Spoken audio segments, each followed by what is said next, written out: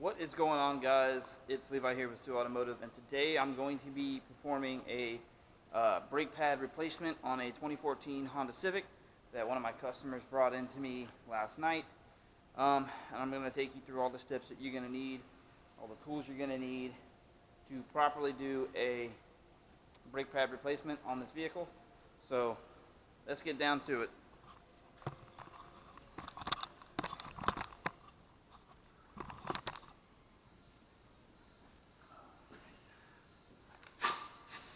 Now, if you're using headphones, you might want to turn it down a little bit because I do have to use a air gun in order to take these tires off.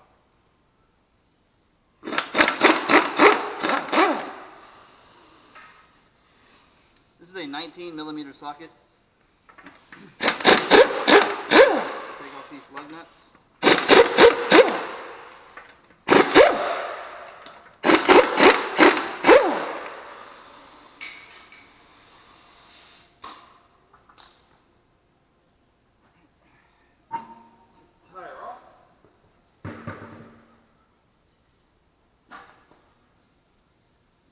See if I can get a better angle for you.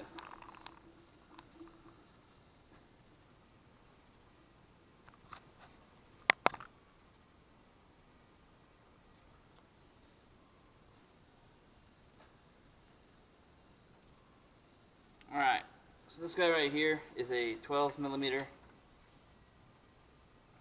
Take your 12mm wrench.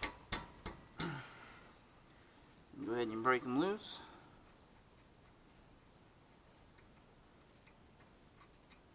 Side. We take the caliper itself, pull it up,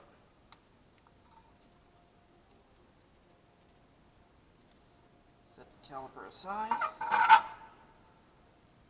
take these springs out, and you want to keep these springs because they will be having to be reused because they don't come in the new brake pad box.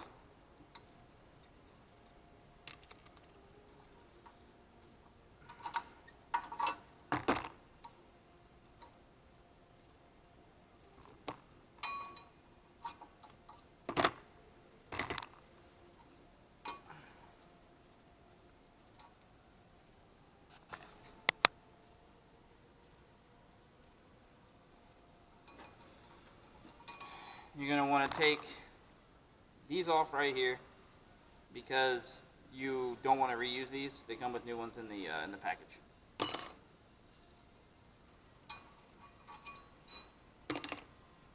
And what I like to do is I like to take the slide pins out right here. I like to re-grease them.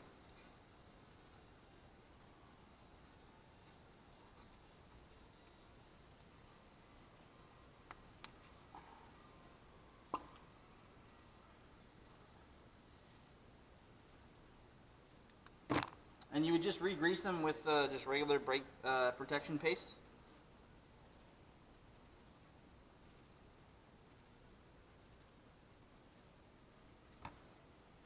Slide that one back in.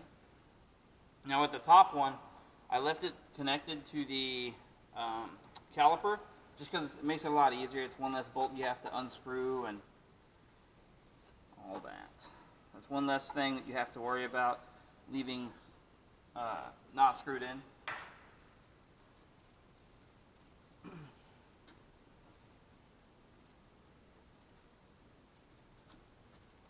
So we get our new clips, and when we have our new clips, I like to go ahead and pre-grease them. That way I don't have to worry about accidentally getting grease on the rotor itself.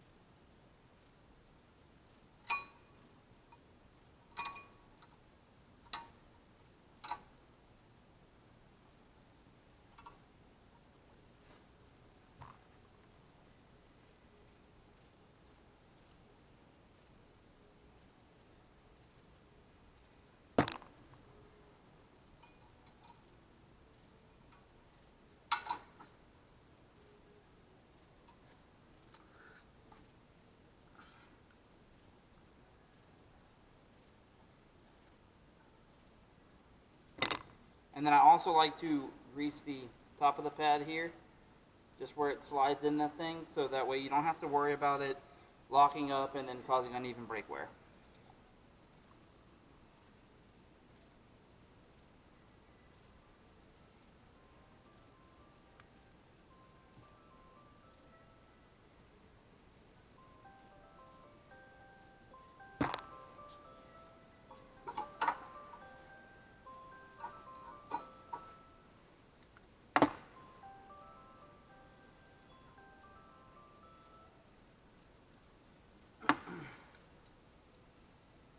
Also, the inside pad is the one that should have the indicator, the brake wear indicator. Some vehicles have a sensor, others have a little noise device, so whenever you get real close and it's time to change your brake pads, it'll start squealing real bad. But this always needs to be on the inside, because you can't always see the inside of the pad, but you can always see the outside of the pad.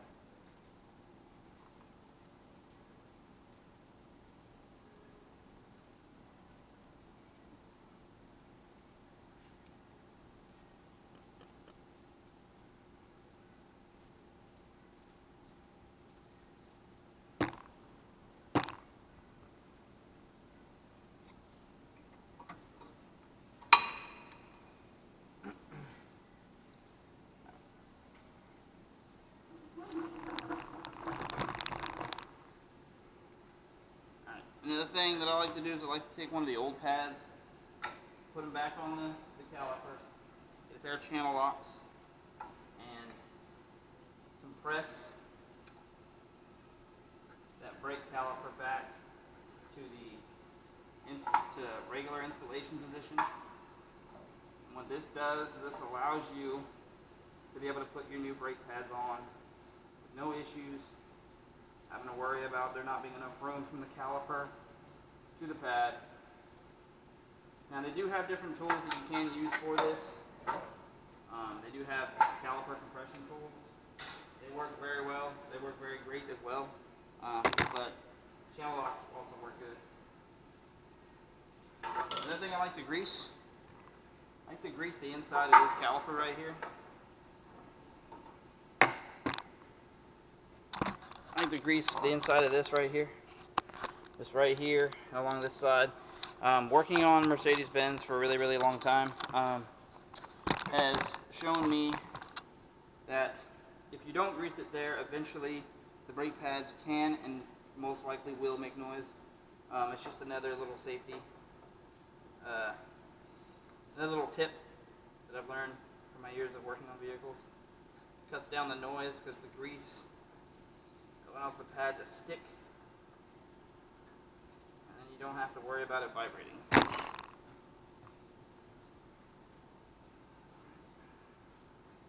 Already greased the top pin, so you can just stick that back on there. You come up there. Don't forget about these springs, like I almost did. And the way they go in like this, with the bottom of the spring facing down. They slide right into these little holes. Just like that.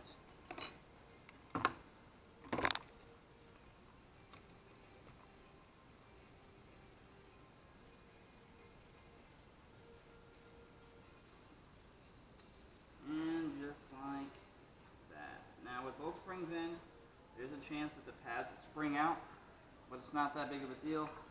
All you gotta do is squeeze them, and they go right in. Now you put your screw back in.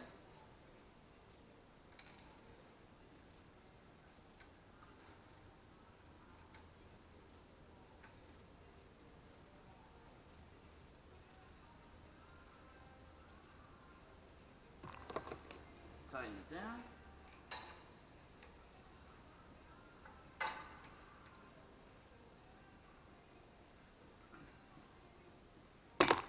There you go. That is how you properly perform a brake job pretty much on any vehicle. Pretty much all the same. There may be some differences here and there, like I said, with rather than having a noise style indicator, you could have a sensor, as well as the bolts. The bolt size will vary depending on manufacturer and how you take the guide pins, the slide pins out as well. So, hope you got some information from this video, learned how to do it yourself, or something like that. Don't forget to like, share, and subscribe, and follow me on Facebook and Instagram to follow all the things that I do. So yeah, that's it for today's video. Thanks a lot, and I will see you guys in the next video. Bye.